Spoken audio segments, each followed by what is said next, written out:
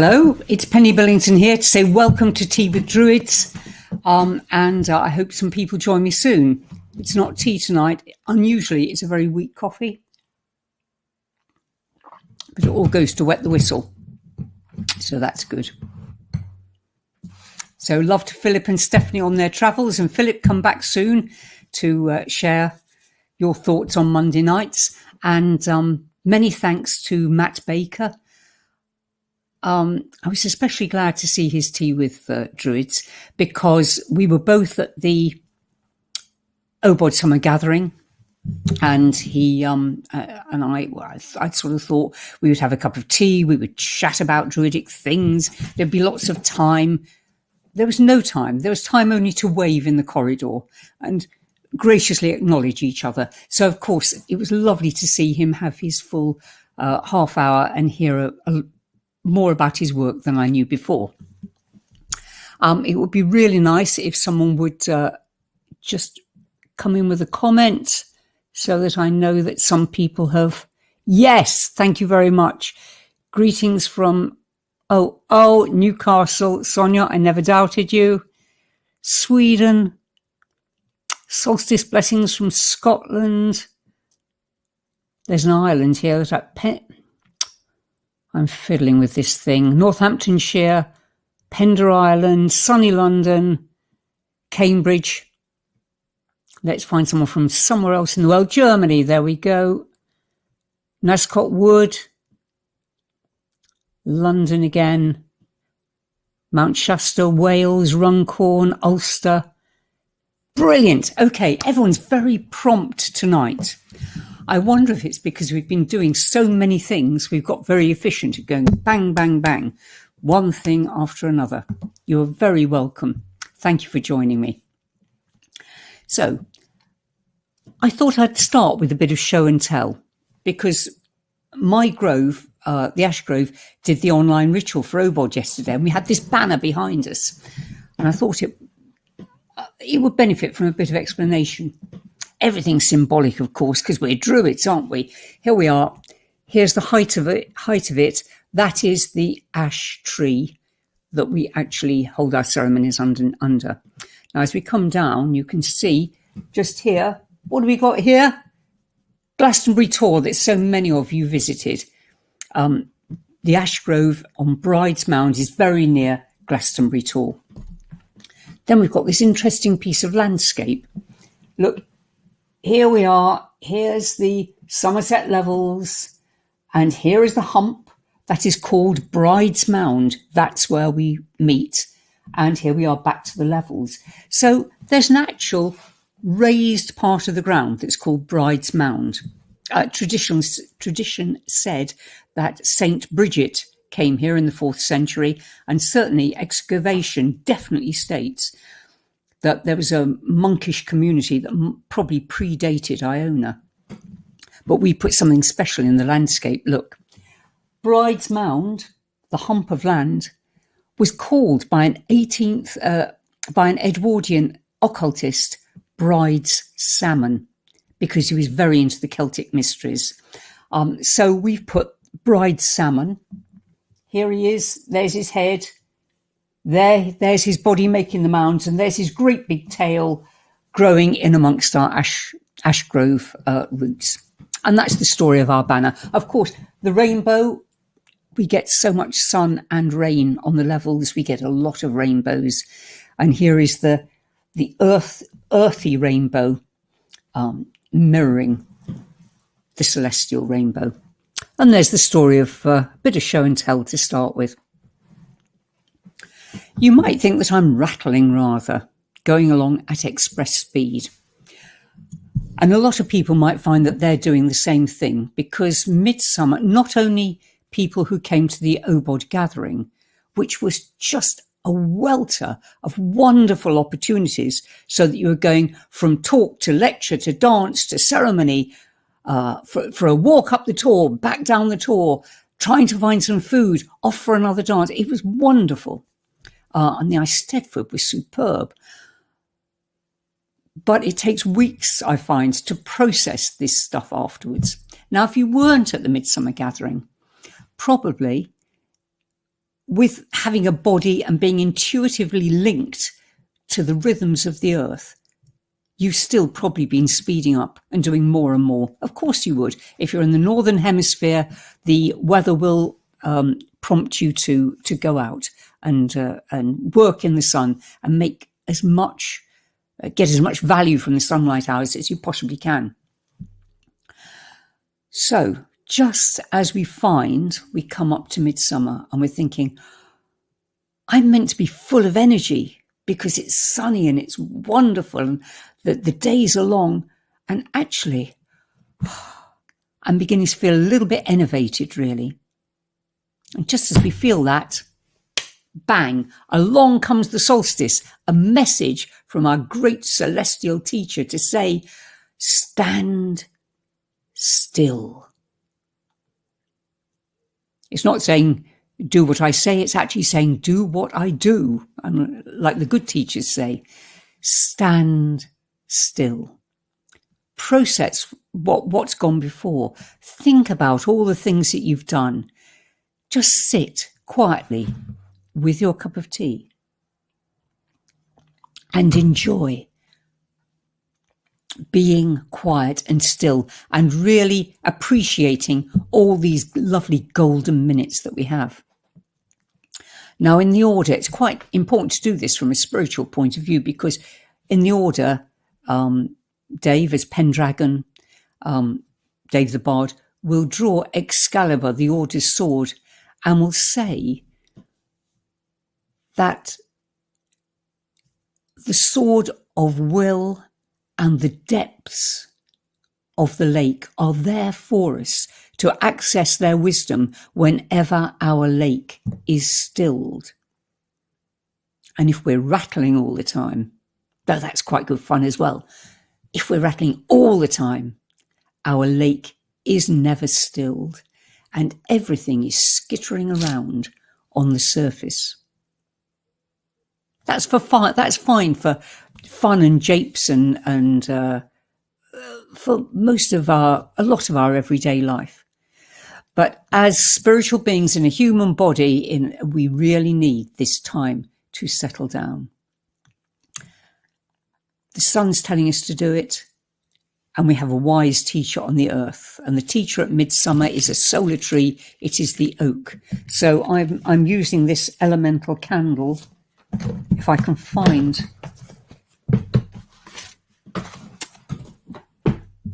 Oh, there it is. I thought I'd lost the lighter. I'm using this elemental candle because I want to help earth us all before our meditation. So now we've all said hello. Now we've settled down. Now we're just beginning to relax into the next 5 minutes of this meeting. Let us take a breath with the earth beneath us. Oh. And immediately we become more aware of the connectedness of our whole body. We are not just talking heads or listening heads. We are a whole body of senses. So take a breath with the air around us, the air that's our inspirer, the breath of life.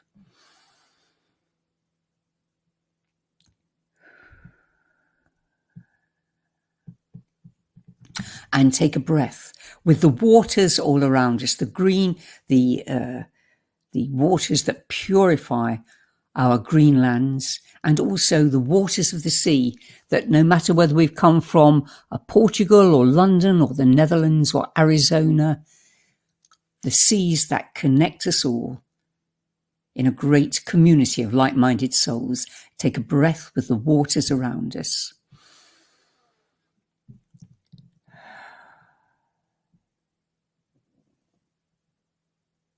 So thank you to the sun for giving us all this warmth and heat and the growing season. And thank you to the oak who will ground us. Because the oak is such a very special tree. I don't think there's any culture in the world that has the oak, that hasn't held it in high esteem, that hasn't seen it as a spiritual essence, as well as a high status tree. Remember, in the Brion laws, the oak was one of the kingly trees, the sovereign trees. And cutting or defacing these sovereign trees came with very heavy penalties.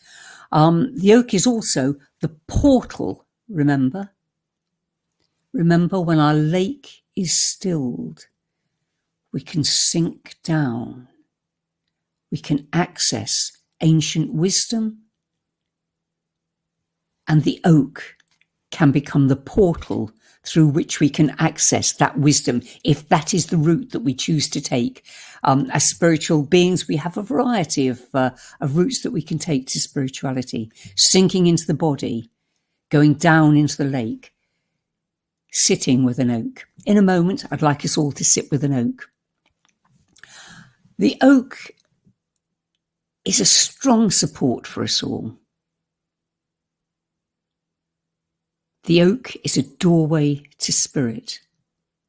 The oak is celebrated in the Mabinogion as a magical tree. If you remember the fourth branch, when Llawlor Gyffes is forbidden to have a wife of the earth by his mother, Aranrod, then Math and Gwydion make him a wife out of the flowers, but flowers of trees. One tree, the oak, one shrub, and one large plant. And the fact that they choose these three flowers is very significant, I think, because we've got the flower of the broom, which is a thing of beauty. For a lot of the year, the broom really blooms a lot of the time. The flower of the oak, the strong, the steady, the supportive tree, and the flower of the meadowsweet with its intoxicating fragrance.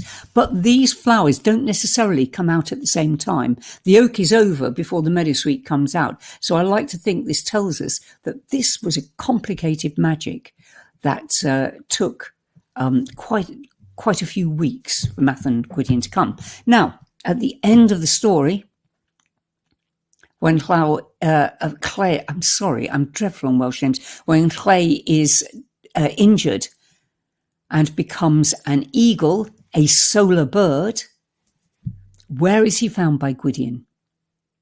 He's found mirroring the oak flower. He's found in the top of an oak tree that sustains him, because it's a tree that cannot be touched by fire or by rain. It's a safe environment for him while he sits there ill with a spear dripping from him in the form of an eagle. And Gwydion calls him down from the safety and sanctuary of his oak tree with an englyn, 3 magical verses. He's on the top. Gwydion sings. He comes down to the lower branches. Gwydion sings again. He comes down to the bottom branches. Gwydion sings a third time, and Clay comes down into Gwydion's lap and is transformed from an eagle back into a man, a badly injured man, but a man who can be healed. But all that time he's been lost, what has sustained and supported him? The oak tree. So, if you would like to, I think it's time to do a meditation now on the oak, where we go and sit under an oak, because what folklore tells us, I'm inclined to believe. If the oak can support a solar hero, it can certainly support us. So let's go and into a grove that we will choose, find a great oak tree to sit under, and we will just be still and allow the oak to take some of our experiences, or allow them to settle down in the nurturing ambience of the oak. I've got 2 pictures here, actually, because Druids do draw wonderful oak spirits, And this one is from Will Worthington. This is an ancient oak. And you can see its longevity, and you can see its incredible profusion of foliage for an ancient tree. All of that it's as if the leaves are coming out of its mouth like a continuous blessing to us. And one imagines and remembers the hundreds and hundreds of insects and animal life that is supported by the oak. We see that in this ancient tree. That's from the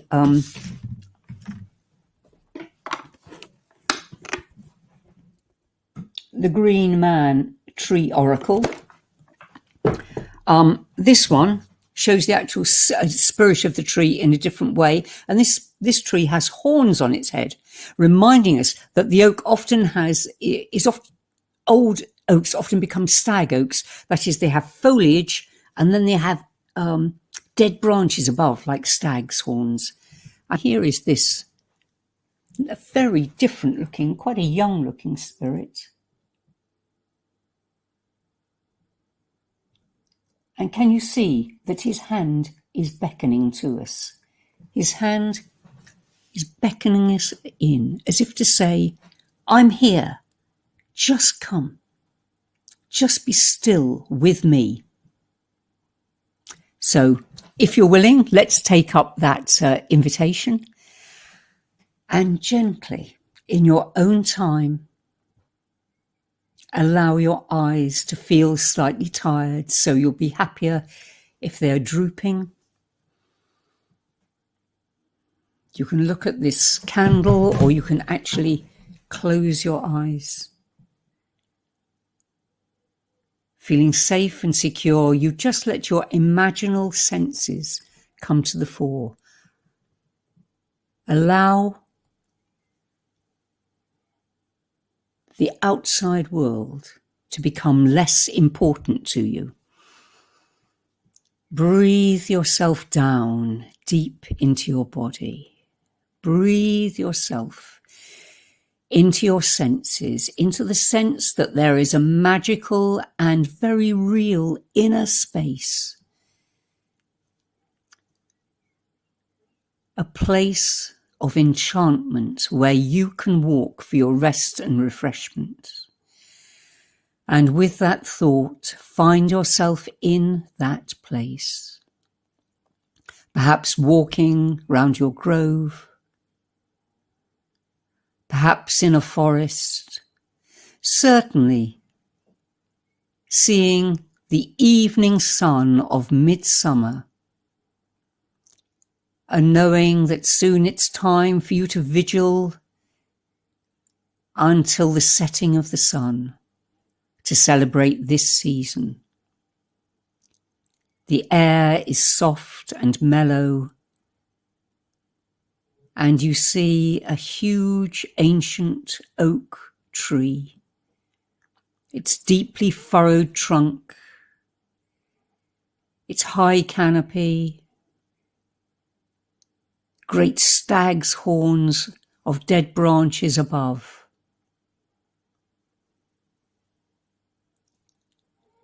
And the feeling you have is that you are welcome. You know that you are in your own place. You know that there is nothing else for you to do but to sit beneath this oak tree.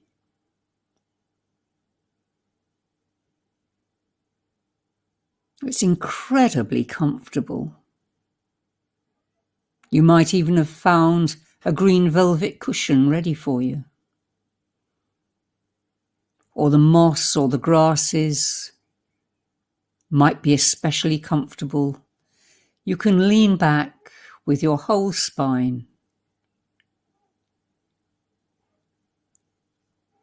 and just feel yourself slowing down. Slowing down.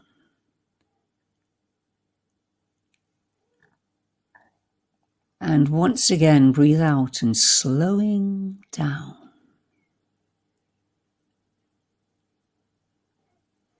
So that you become aware of the stillness of the evening forest, the faint hum of a few nighttime insects coming out, a moth fluttering across, the feeling of the trunk of the tree behind you, and the feeling of the life of the tree that resonates with your life, its breathing and your breathing,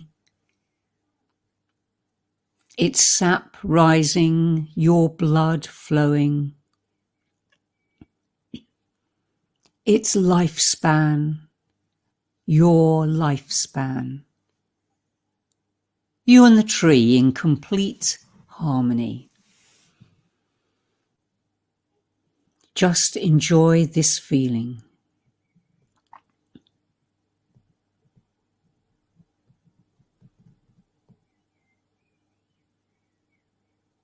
And a stillness comes upon you that allows you to think into your heart space and imagine and remember in a quite objective way, a sleepy way, all the activity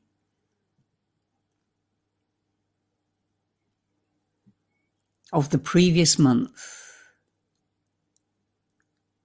the wondrous, the sad, the joyous, the grateful, the everyday, the humdrum, all of it. Don't attach to any of it. Just know that you hold it all within your heart, but that within the aura of the tree, you can allow it to settle. You can allow all that you no longer need just to flow from your heart, as if it's flowing back down into the roots of the tree. Knowing that the essence of your experience is kept safely, give back all that you no longer need and give it back with gratitude, even if you don't understand what it was all about. Just allow it and allow it to go.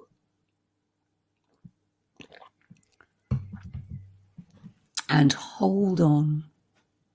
Or rather just notice that in your heart space that is shaped like a chalice, all that you still need will be there for you whenever you need to call upon it.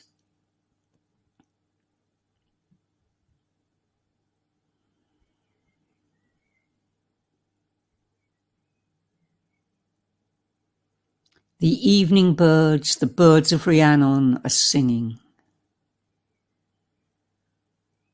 The evening sun is causing a green light under your oak tree now.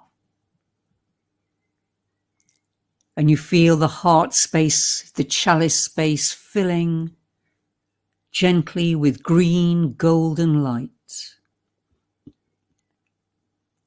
The essence of stillness and peace. And we allow that to be enough, because our chalice will refill. We don't need to do it consciously. Just allow the green oak magical evening sense to fill it now. So your next breath is of deep peace and gratitude.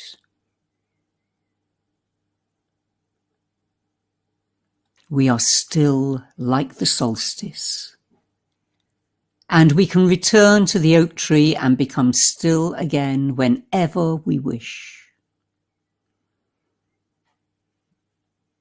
And now, because we're in our inner space, in one lithe and graceful movement, we rise from the tree and we feel ourselves separating from it. We are completely ourselves again.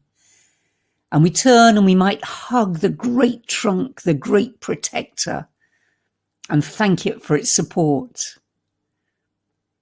We feel years younger. We feel full of energy. And as we walk, we have to dip down under the lowest branch, but our head catches on the branch, and just for a moment we pause, and it's as if we are crowned with oak leaves. And the leaves of the oak are damp with dew, and we feel the blessing of the dew on our forehead and the crown on our head. And then we walk past the leaves, but we feel straighter and taller. We are sovereign of ourselves. We've been made into kings and queens, into sovereigns. We have taken on some of the strength and support of the tree, and we feel wonderful. You've walked away from your tree now. Turn and bow to it. What a wonderful, wonderful, organic factory it is. What a miracle of the world. Long live the trees. And you walk swiftly back, swiftly away, and you allow all the images you've seen to fade behind you like mist on a morning meadow. And you allow yourself to bring back that sense of peace and space and support within you. As you feel the need to stretch and to move your arms and legs and just, you could yawn if you wanted to. Stretch and open your eyes and smile at the computer screen. Thank you. I trust we're all back, are we? Let's just see what's happening here.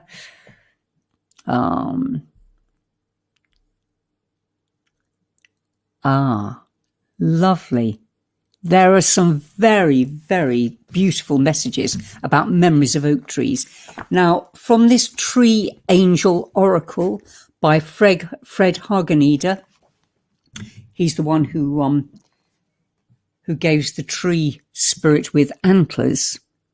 I want to read what this oracle says about the oak tree, because it's incredibly apposite. So I want to leave you with this. The oracle, it says, the source of the life force nourishes our deepest roots. With vitality, will, and power, says the oak, make the world your own. But here's the second part of its message.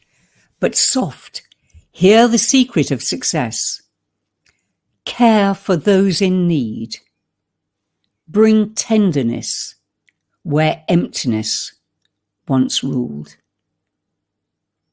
What a wonderful oracle. So thank you for your thanks. I hope we all will use the strength and support that we feel within now to care for those in need and bring tenderness where emptiness once ruled. Thank you very much for your time. A very happy midsummer, Alban Heffen to all. And, well, who knows who'll be here next week? Maybe Philip, maybe someone else. But I tell you what, I'll be tuning in because it will be a good one. Thanks for your attention and good night, everyone.